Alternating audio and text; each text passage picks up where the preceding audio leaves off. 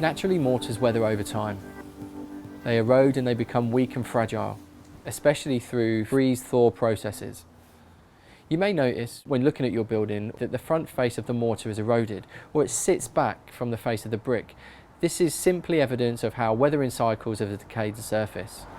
On this Edwardian property, the builder back in 1908 decided that whilst laying the bricks and whilst the cement was wet, that they would darken the mortar with an ash or crushed charcoal. However, over the years the sun has bleached the mortar and we're left with a facade with varying colours of mortar, requiring greater effort to colour match in the repointing process.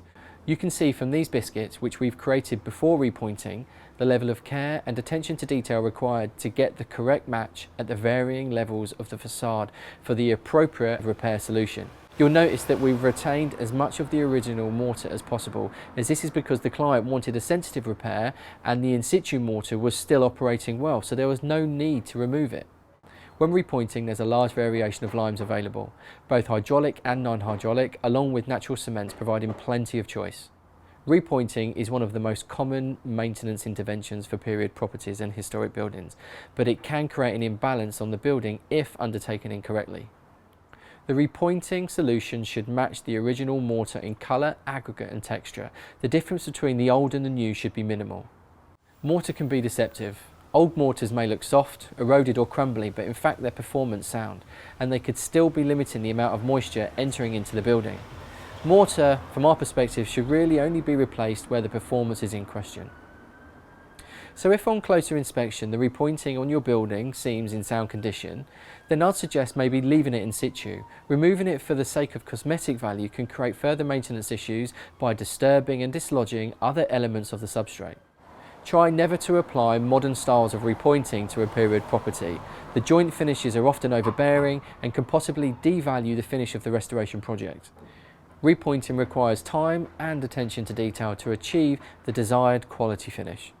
Try not to think of the cost in terms of square metres, as this will detract from the quality of finish.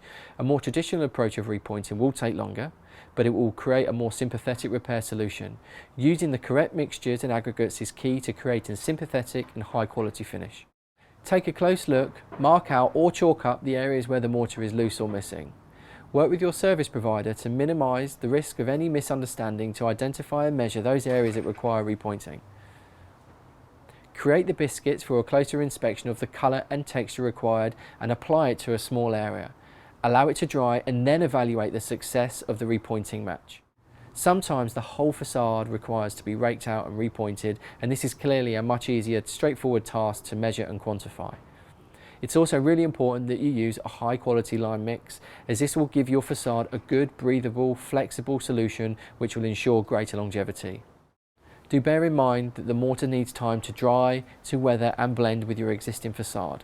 So be realistic and take time into account when matching the new mortar with the old. If you want more information, you need further advice and support on repointing, stone repairs or facade cleaning and restoration solutions, contact us today and speak to a specialist consultant who will be happy to help solve your problem.